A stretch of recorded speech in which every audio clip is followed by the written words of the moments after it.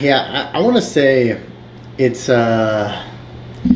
it's sad to see like your dad in these later years, and like everyone likes to rip on him, but like it's like a tough moment. Like it would be a tough moment to be a good dad and not do the right thing here. Mm-hmm. He was so good, man. He was pretty good back in the day. Yeah. What a bummer. I think the show got to him, honestly. It changed, morphed his personalities. But I think it's the weight and the stress of what he went through. But changed him a lot. Yeah, it just shows you like he really was a cool dude. He was a cool dude, honestly. And he has moments of cool dudeness.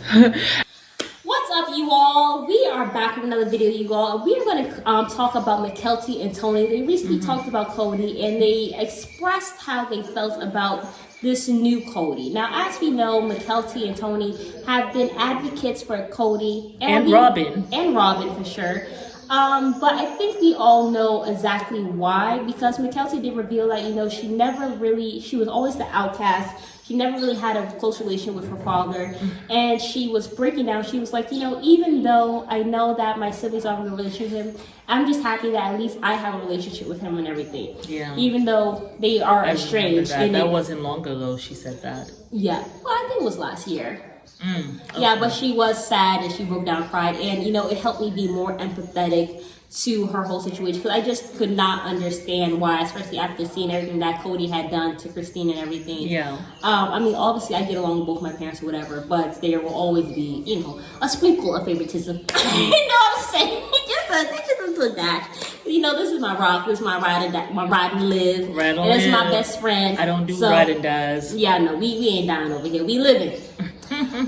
So, obviously me being a child that has dealt with parents divorcing, it's a fine balance. Right. But to me, it just seemed like she was so much so on Kody's side. I was just like, what is this treasonous behavior? Yeah. But then she explained, I was like, okay, I understand. This is daddy issues. This is wanting to be loved and wanting to be accepted and just wanting somebody to be there. And even though it's coming because he has nobody else, I'm going to accept it because that's where I am in my life. Yeah. But recently she came out and she was talking to Kody, to Tony. Talking about Kody, and she basically said that, it seemed like Kody has kind of hit, rock bottom. Yeah, it just seemed like Kody, because even Tony said, Kody actually used to be a good guy, but he has just completely changed. So I don't know what has happened of recently that they are saying this. And that Mykelti's like, well, I think maybe the show changed him for the worse, because it just seems like he just has really just, he's just not himself. But Tony was like, yeah, I don't know what happened. He used to be a good guy. He used to be. He kept saying past tense. So I don't know if this whole Garrison thing has made him worse. I mean, I think he has decided to stop pretending with the whole Garrison thing. I don't think Kody has changed much. I think Kody is still Kody. You think he's but the thing is, now he's just like, something, F all of y'all, and I just don't give two hoots. I think that's where he is now. I think it would be a shame because you just lost a child. I really hope that's not the case. But with Christine's recent Father's Day post, nobody posted that brother for Father's Day at all. Kody. And then also Mykelti and Tony coming out and saying this, I think it's kind of sad. I don't want to speculate because I'm not in their lives. Probably Mykelti tries to reach out to him still. And he's not reaching. And he's not reaching. And not only that, Robin is not reaching. Oh, I could totally see Robin, because Robin was sobbing a lot, even more than the mom at the whole funeral thing and stuff like that. She wants someone to hear her. Be like, she doesn't want the focus to be on anybody but her.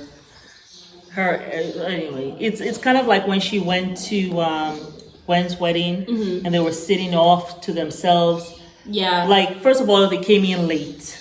Because they want the attention on them. Then they go and sit off to themselves, away from the party, attention to themselves. So now at the funeral, you're crying more than everyone. Attention to yourself. Like, it's too much. And that's what it's about here. Kody, Your child has passed away. This is a wonderful opportunity to check in on your other children who have also lost a brother. It's a good time to check in on the other wife that you all have not totally divorced yet to see, like, are you okay? Yeah. But no, he doesn't want to do that. He doesn't want to be in that service role. He wants to be serviced. He wants people to contact him and check on him. Yeah. And that's how it's always been. Like Gwen says, she has to be the one to reach out to him. Mykelti has to be the one to reach out to him. Garrison had to be the one to reach out to him. Gabriel had to be the one to reach out to him. He doesn't do any reaching out. And this is what Christine has been saying before Garrison passed away. You gotta call your kids. It just takes a call. That's it. This is something that's very, very simple. But now you even see Mary saying she's not close to any of the wives. You're surprised. How come she's not close to Robin? Because even when they were over there, not too far away, they only call her when it's time probably for her to bring her checkbook, her money.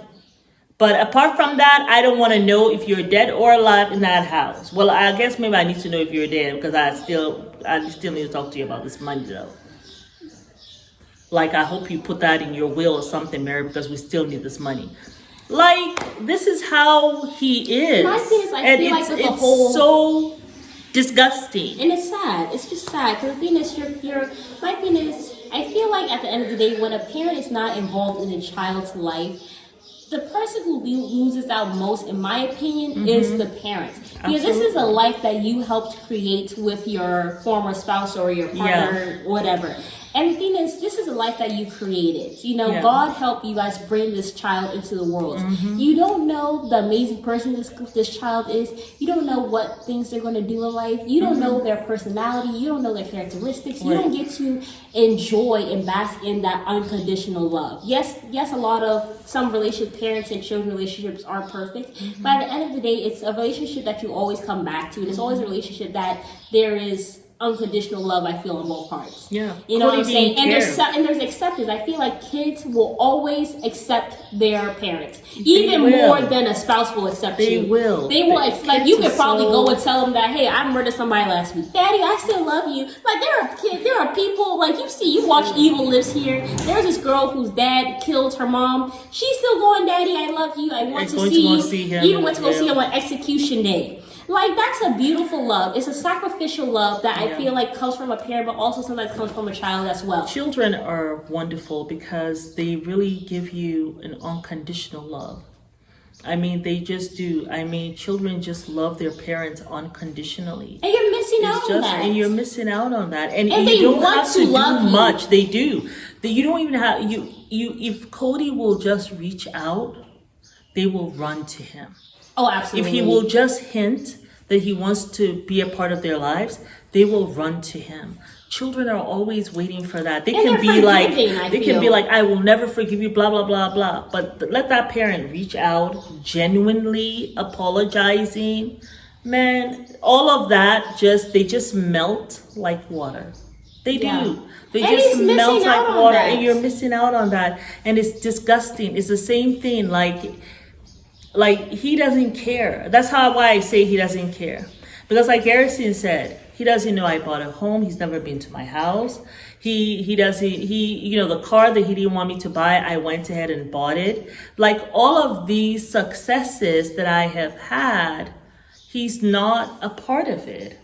Yeah. I mean, and he still isn't. So that's a lot of the time kids do stuff just for their parents' approval, and to have a child look up to you with such admiration, when you might feel like you're nothing, you haven't accomplished anything, but you have this person who admires you so much and wants your approval, and wants you to be proud of them. Like, what an amazing honor to have that from your child. He's probably doing to these children the same thing he felt like his father did to him. But that's not fair. That's why you take your ASS to therapy. That's why you take it to therapy. But the father called him irresponsible. Now, what was he doing before that was irresponsible? All the stuff he has done has proved his father right, though.